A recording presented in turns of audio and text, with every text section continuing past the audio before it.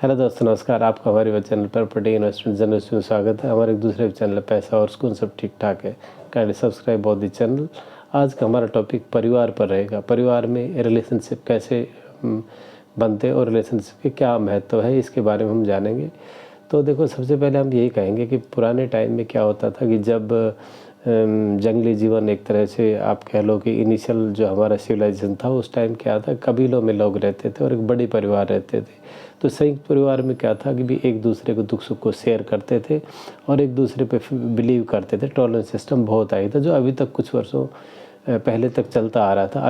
अभी भी है, बट अभी बहुत कम हो गया है। तो जैसे जैसे हमारा भाई संयुक्त परिवार ख़त्म हुआ, एक न्यूक्लियर फैमिली में हमारा वो कन्वर्ट हो गया, और उस न्यूक्लियर फैमिली के हिसाब से ये सब क्यों हुआ? क्योंकि आज के टाइम में वो टॉलरेंस नहीं रहा। जो बेसिक नीड्स थी हमारी, पहले वही हमारी नीड्स थी, और अभी बेसिक नीड को भूल के हमारी जो एसेंशियल और लग्जरी चीज़ें थी वो भी बेसिक नीड्स में आ गई है। तो अपने नीड्स को पूरा करने के लिए हर किसी को एक भाग दौड़ में आगे कंपटीशन हो रहा है।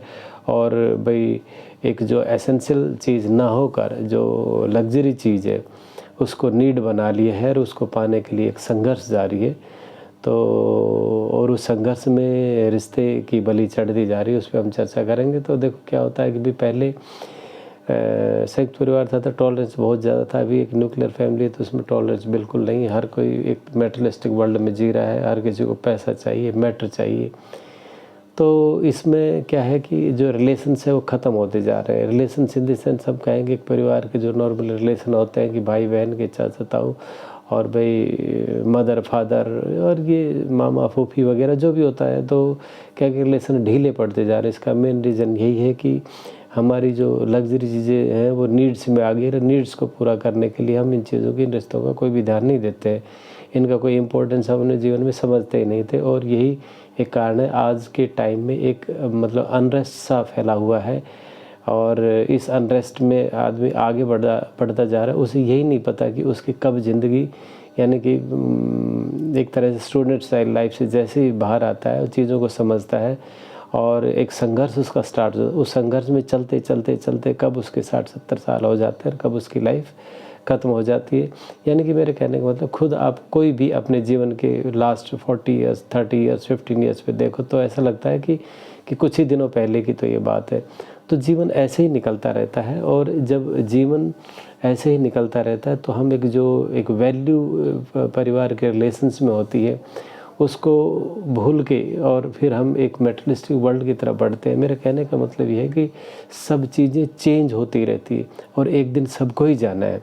तो क्यों ना ऐसा करें हम, भाई विन विन सिचुएशन रहे कि हमारे परिवार के जो संबंध भी बने रहे और हम एक तरह से अपनी नीड्स भी पूरी कर लें। तो वो तो एक मैनिपुलेटिंग होती है कि how to manage the things. तो देर आर डिफरेंट थिंग्स कि भाई कई बार परिवार में बगैर किसी मुद्दे के ही झगड़े हो जाते हैं। मुद्दा कुछ भी नहीं होता, बहसबाजी होती है और एक मैं और ईगो को लेकर वो झगड़े हो जाते हैं। तो जो रिलेशंस है फैमिली लाइफ में, जो एक परिवार में रिलेशन होते हैं, जैसे कि भाई भाई बहन, माँ बाप, चाचा ताऊ, मामा फूफी वगैरह, जो जितने भी रिलेशंस है, धीरे धीरे क्या है टाइम के हिसाब से धीरे धीरे सब छूटते जा रहे हैं। अभी आप खुद ही अपने जीवन में देख लीजिए कि आज से 10 साल पहले, 15 साल पहले आपके किस रिलेशन से कितना ज़्यादा अटैचमेंट था और वो अटैचमेंट आज कहाँ चला गया है। तो इसका मेन कारण यही है कि जो हमारी पुराने टाइम में बेसिक नीड्स होती थी हम वहीं तक संतुष्ट थे। रोटी, कपड़ा और मकान। आज के हमारी जो लग्जरी चीज़ें हैं वो नीड्स बन गई है, उसी को हम नीड्स समझ बैठे हैं और उसका कोई एंड नहीं है। उसके हिसाब से हम संघर्ष करते जाते हैं, दौड़ में एक दूसरे को आगे, भाई कंपटीशन सा लगा हुआ है कि कौन आगे पहुँचे, कौन पहले पहुँचे, कौन किस तरह की लग्जरी चीज़ अपने नीड्स में शामिल करे। तो ये इसका एक मेन कारण है क्यों हमारे ये संबंध टूटते जा रहे हैं। देखो, एक परिवार में जो पहले होता था, यानी कि मैं ये कहूँगा कि एक बॉन्ड जो होता है वो सुकून और शांति का और एक दूसरे की सिक्योरिटी और प्रोटेक्शंस का, और भाई एक दूसरे के दिलासा और भाई एनकरेजमेंट का जो सोर्स होता था वो आज के टाइम में नहीं है। यही एक मेजर कारण इसका भी है कि आज देखो सुसाइड केस बहुत से हो रहे हैं, क्योंकि आदमी एक लोनलीनेस में चला गया है। सिर्फ परिवार में 3 या 4 ही है, भाई एक लड़का या लड़की पेरेंट्स, या 2 लड़का लड़की पेरेंट्स, तो यानी कि इस तरह की फैमिली न्यूक्लियर हो गई कि सपोज़ करो एजुकेशन के लिए, जॉब के लिए बच्चे बाहर चले गए, पेरेंट्स अकेले रह गए। कल ने दोनों पेरेंट्स में से एक भाई ऊपर चला गया तो दूसरा की लाइफ भी ख़राब होगी, वो भी कुछ दिन में ऊपर चला। मेरे कहने का मतलब ये है कि कहीं से भी कोई सपोर्ट सिस्टम नहीं है, और सपोर्ट सिस्टम न होने के कारण लोग डिप्रेशन और भाई तरह तरह के जो मॉडर्न एलिमेंट्स है उसका भी शिकार होता जा रहा है। और भाई डॉक्टर का तो ये है कि भी उसके पास जो भी जाओगे तो भाई कोई न कोई आपका इलाज दे ही देगा, बट बेसिकली ये जो हमारी मेंटल बीमारियां हैं ये ड्यू टू जो हम एक संयुक्त परिवार से न्यूक्लियर फैमिली में आए हैं और जो हमने आज लग्जरी चीज़ को अपने नीड्स बना लिए, यही उसका एक कारण है। तो हम ये कहेंगे भाई ठीक है, तुम चाहे न्यूक्लियर फैमिली में रहो, लेकिन क्या है कि बॉन्ड बनाए रखो, और एक तरह से मतलब आप अपने परिवार में, रिश्तों में, यानी कि फंक्शन, शादी ब्याह, इधर उधर जो भी काम होते हैं बढ़ चढ़ के हिस्सा लो और उसको एक उत्सव की तरह मनाओ। यानी कि आप आसपास ना रहते हुए भी आप आसपास है, यानी कि ऐसा नहीं कि अपनी एक मैं में रहो और आप एक गो क्रिएट करके रखो।